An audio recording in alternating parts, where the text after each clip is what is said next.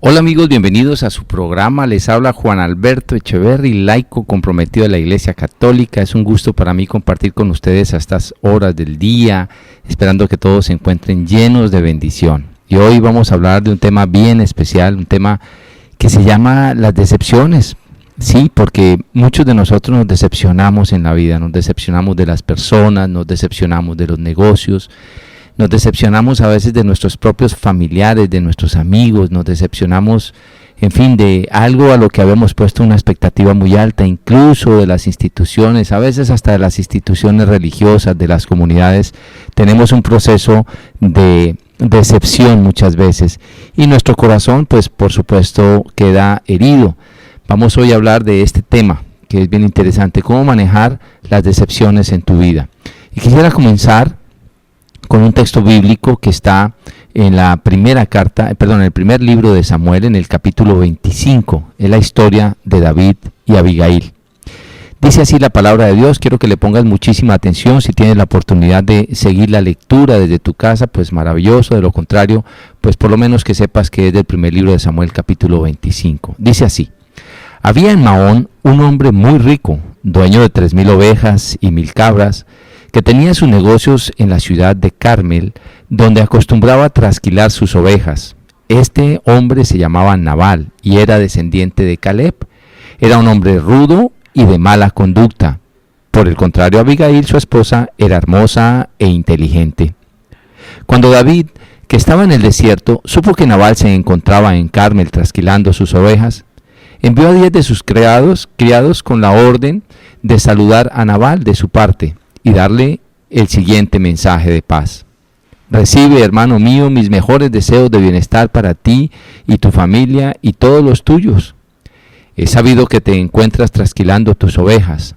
También tú sabrás que tus pastores han estado en Carmel con nosotros y que mientras ellos estuvieron con nosotros nunca se les molestó ni se les quitó nada. Puedes preguntar esto a tus criados y ellos te lo confirmarán. Por esta razón, te ruego que tengas ahora consideración con estos muchachos que en buen momento llegan y que nos des, tanto a ellos como a mí, lo que tengas a mano, pues soy como tu hijo. Los criados de David fueron y transmitieron este recado a Nabal y se quedaron esperando la respuesta. Pero Nabal les contestó: ¿quién es David? ¿Quién es ese hijo de Jesé? Hoy en día son muchos los esclavos que andan huyendo de sus dueños. ¿Acaso voy a tomar la comida y la bebida y la carne que he preparado para mis trasquiladores y voy a dárselas a gente que no sé ni de dónde es? Los criados de David tomaron el camino de regreso y cuando llegaron ante David, le contaron todo lo que Nabal había dicho. Entonces David ordenó a sus hombres: todos a las armas. Sus hombres se colocaron la espada al cinto, lo mismo que David, y así 400 hombres se fueron con él, mientras que otros 200 se quedaron cuidando el material. Pero uno de los criados de Nabal fue a decirle a Abigail, la mujer de Nabal: desde el desierto, David envió unos mensajeros a saludar a nuestro amo, pero él reaccionó muy groseramente. Sin embargo, esos hombres se han portado muy bien con nosotros.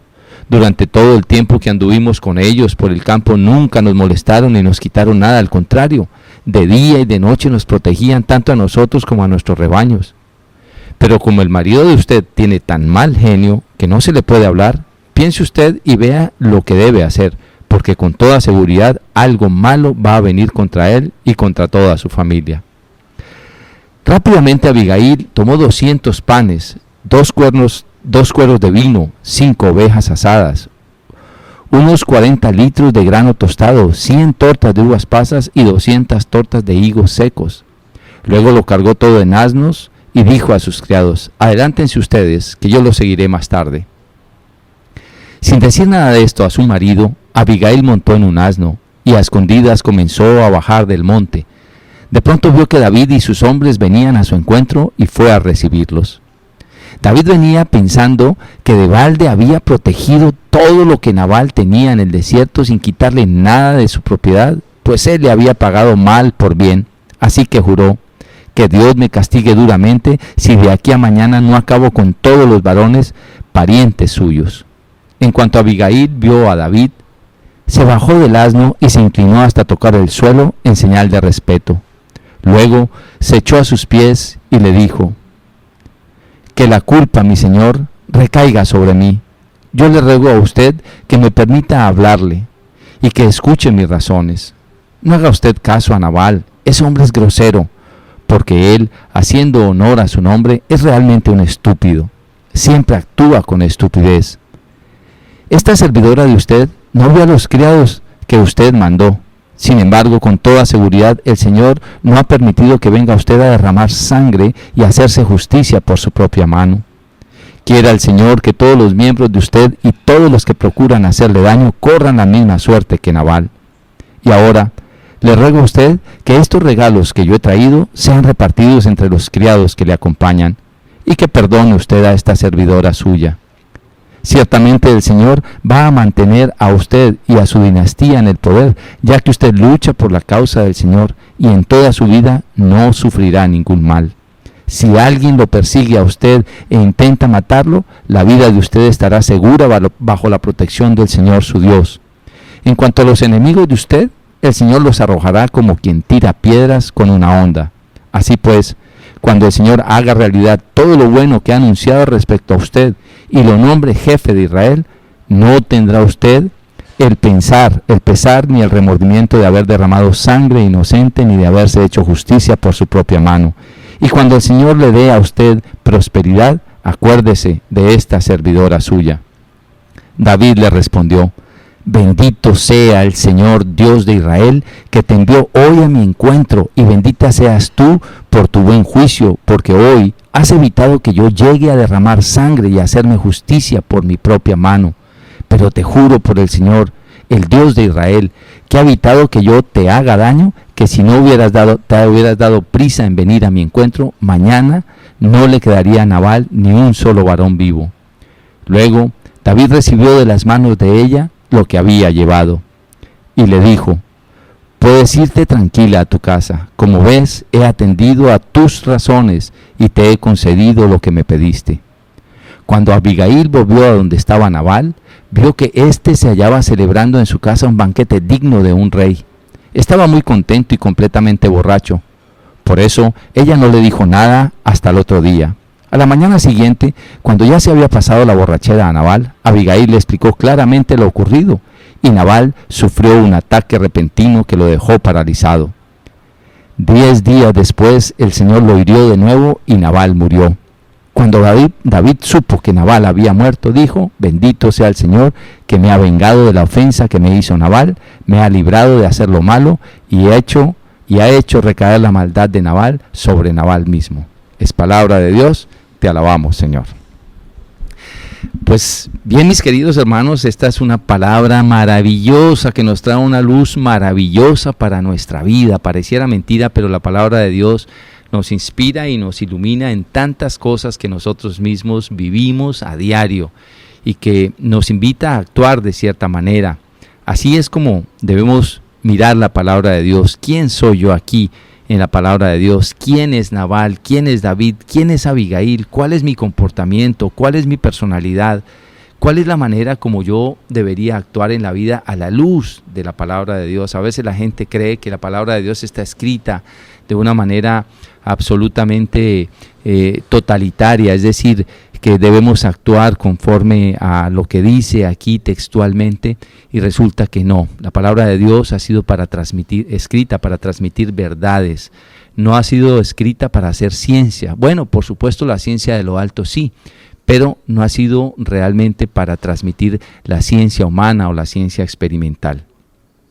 Pues bien, mis queridos hermanos, esta historia que está aquí en el primer libro de Samuel, en el capítulo 25, es la historia de la decepción de una persona muy importante, y están aquí involucrados muchos, y a veces nos sucede a nosotros que de alguna manera le hemos servido a alguien, le hemos ayudado a una persona. Hablemos de nuestro jefe, hablemos de nuestra esposa, hablemos de nuestros hijos, hablemos de amigos que a veces les hemos servido, o incluso personas de la misma casa que cuando eran pobres humildemente les ayudamos, los ayudamos a surgir en la vida, los ayudamos en sus estudios, o tal vez los recomendamos en un puesto, y algún día necesitamos a un pequeño favor de ellos o un favor de cualquier naturaleza, y de pronto ya como están tan crecidos, ya ni siquiera nos voltean a mirar o ya ni se acuerdan de nosotros, y eso nos hiere el corazón, nos duele. Pero no solamente ellos, a veces nos puede pasar también a nosotros mismos,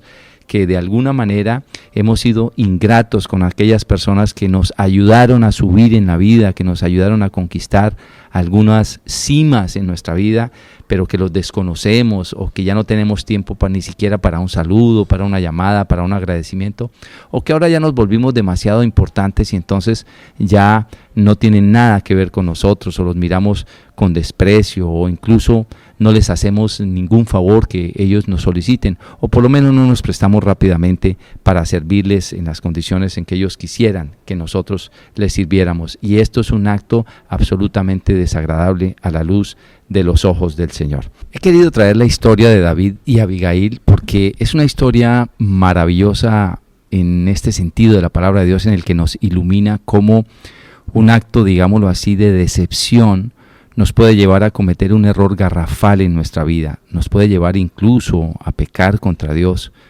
nos puede llevar a incluso, como lo decía aquí, a derramar sangre inocente. Y cómo a veces necesitamos también de esas personas sensatas en nuestra casa que nos aterrizan, que nos dicen: no le pongas tanta atención a eso, de pronto no era tan importante. Mira, no vayas a actuar a la ligera, no vayas a hacer cosas que no tienen sentido.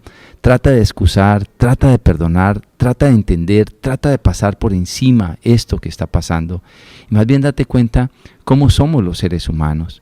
Y es que en esto, a veces incluso en las mismas comunidades religiosas, nosotros nos vamos decepcionando, a veces del pastor, a veces del sacerdote, a veces de la comunidad, a veces del mismo laico comprometido que está dirigiendo, que está predicando, está hablando de una circunstancia, y luego entonces pues hace lo que es totalmente contrario a lo que está predicando.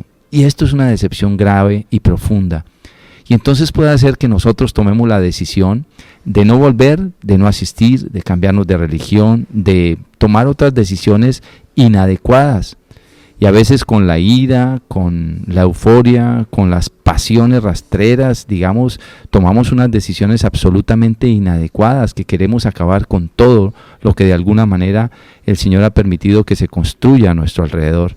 Y claro, si no existen esas personas sensatas, como en el caso de Abigail, que acuden a nuestro encuentro para tratar de enfriar nuestro corazón, pues seguramente caeríamos en pecados absolutamente graves. Entre ellos es el pecado de la venganza, que es un pecado absolutamente grave porque nos lleva a tomar de alguna manera la decisión de actuar peor que la persona que nos ofendió o que la persona que nos decepcionó. Nosotros lo que debemos hacer en este sentido es realmente orar por esas personas, aferrarnos más a la gracia de Dios, unirnos más a Él y descubrir que cualquier persona nos puede fallar. Y yo quiero invitarte hoy a que tengas esa claridad en tu vida, en tu corazón. Cualquier persona te puede fallar. Te puede fallar tu papá, te puede fallar tu mamá, te puede fallar tu profesor, te puede fallar el sacerdote, te puede fallar el médico, te puede fallar una persona que te prometió incluso en una venta comercial que lo que te vendía funcionaba y resulta que no te funcionó. O te puede fallar tal vez tu propia esposa o tu propio esposo por alguna circunstancia. Y esto, cuando entramos en un proceso de una decepción profunda, quiere decir que en nuestro corazón había una expectativa superior. Es decir, que habíamos hecho que las personas en las que teníamos puesta nuestra confianza fueran como dioses, y por eso cuando se caen nos llevan a tomar decisiones de cara a la mentira, no de cara a la verdad. ¿Qué quiere decir esto? Que cuando algo es tan demasiado importante para nuestra vida que al fallar nos mueve tanto el piso, quiere decir que de alguna manera nosotros hemos faltado a ese primer mandamiento de la ley de Dios, que es amar a Dios sobre todas las cosas. Y le hemos dado lugar en el corazón a las personas por encima del mismo Dios. Hemos vivido con nuestra expectativa puesta demasiado alto en las personas que nos fallaron. Y por eso entonces ahora nos quedamos con una decepción profunda. Puede ser que quizá también haya en nuestro corazón un vicio que es muy común en todos nosotros, que se llama la susceptibilidad. Es decir, que si no nos tratan como queremos, que si no nos tienen en cuenta como queremos, que si no nos corren como queremos, entonces nos sentimos mal, inmediatamente armamos un escándalo, nos ponemos de mal genio, o tal vez hacemos o tenemos actitudes desagradables, gestos con nuestra cara, con nuestra voz, con nuestras manos desagradables. ¿Por qué? Porque somos demasiado susceptibles. Siempre pensamos mal, que es que nos están esquivando, que es que nos están rechazando, que es que no nos quieren, que entonces nosotros somos los feos o los malos del paseo, y entonces todo el mundo nos hiere, nadie me quiere, a todo el mundo le caigo mal, con todo el mundo tengo problemas. Eso es un vicio que se llama la susceptibilidad, y muchos de nosotros somos susceptibles. Ese vicio está centrado en lo que se llama el ego y en lo que se llama la soberbia. Es la unión de dos circunstancias: soy soberbio y estoy centrado en mí mismo. Así es de que si no me corren, si las personas que están a mi alrededor no me tienen en cuenta tan absolutamente rápido como yo quisiera, entonces de alguna manera yo me vengo, comienzo a hablar mal de ellos, o me retiro y me retiro herido y hago daño y le voy hablando del uno y le voy hablando al otro, en vez de retirarme silenciosamente, si es que eso fuera cierto. Pero la verdad es que somos susceptibles, y algunos somos susceptibles en mayor medida que otros, como que no pueden hablar algo porque creo que me están a mí echando algún vainazo, me están echando piedras o me están echando veintes, como dicen en México, y entonces claro, ya yo me resiento, ya no me gustó el predicador, ya no me gustó la persona, ya no me gustó esta comunidad, yo me retiro porque eso es que están hablando de mí, seguramente alguien les dijo, alguien le comentó. Entonces creo que las personas están utilizando la información para dañarme, y entonces pudiera ser que pareciera que me han decepcionado, pero no. En el fondo lo que tengo es un ego, una necesidad de reconocimiento, una soberbia demasiado subida, que cuando medio me desprecian o tocan siquiera el pelo, un cabello mío, inmediatamente energúmeno, me vuelo con la piedra y entonces les digo, y es el colmo, y a mí no me pueden hacer esto, a mí no me pueden hacer aquello. Ese es un proceso que no es un proceso de decepción, sino un proceso de susceptibilidad. Así que aquí tenemos dos elementos. Uno es la decepción y otro es la susceptibilidad. Yo te pregunto, ¿qué es lo que más está pesando en tu vida? ¿Las decepciones o la susceptibilidad que tal vez está en tu corazón?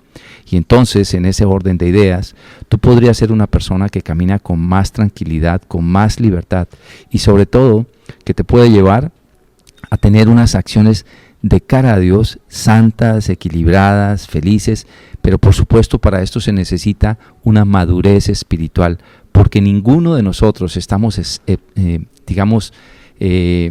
somos exentos de sentir estas bajas pasiones, estos sentimientos desagradables en nuestro interior, que a veces por largo tiempo nos hacen sentir mal, nos hacen sentir absolutamente frustrados. Quiero invitar en este momento a todos nuestros oyentes a que escuchen el siguiente texto bíblico, que está en el libro de Jeremías, en el capítulo 17, versos 5 al 10. Jeremías 17, del 5 al 10. Dice así la palabra de Dios. El Señor dice: maldito aquel que aparta de mí su corazón, que pone su confianza en los hombres y en ellos busca su apoyo. Será como la zarza del desierto que nunca recibe cuidados, que crece entre las piedras, en tierras de sal donde nadie vive. Pero bendito el hombre que confía en mí, que pone en mí su esperanza. Será como un árbol plantado a la orilla de un río, que extiende sus raíces hacia la corriente y no teme cuando llegan los calores, pues su follaje está siempre frondoso. En tiempo de sequía no se inquieta y nunca deja de dar fruto. Mira lo que dice el verso 9 tan interesante. Dice: nada hay tan engañoso y perverso como el corazón humano. ¿Quién es capaz de comprenderlo? Yo, el Señor, que investigo el corazón y conozco a fondo los sentimientos, que doy a cada cual lo que se merece de acuerdo con sus acciones. Palabra de Dios, te alabamos, Señor. Pues mis queridos hermanos, este es un proceso, maravilloso de entender por qué es que nosotros nos decepcionamos tan fácil de las personas. Y es básicamente porque hemos puesto toda nuestra esperanza en los hombres. Y mira lo que dice aquí: nada hay tan engañoso y perverso como el corazón humano. ¿Quién es capaz de comprenderlo? Yo, el Señor, que investigo el corazón y conozco a fondo los sentimientos, que doy a cada cual lo que se merece de acuerdo con sus acciones. Así pues las cosas, mis queridos hermanos, estamos hablando de las decepciones y de por qué nos decepcionamos. Porque ponemos demasiada esperanza en las personas, colocamos muy altos los niveles en las personas, pero a veces también es porque creemos que nosotros nos las merecemos todas y por eso nadie nos puede hacer un desplante, por eso nadie nos puede hacer el feo, porque es que yo soy muy importante.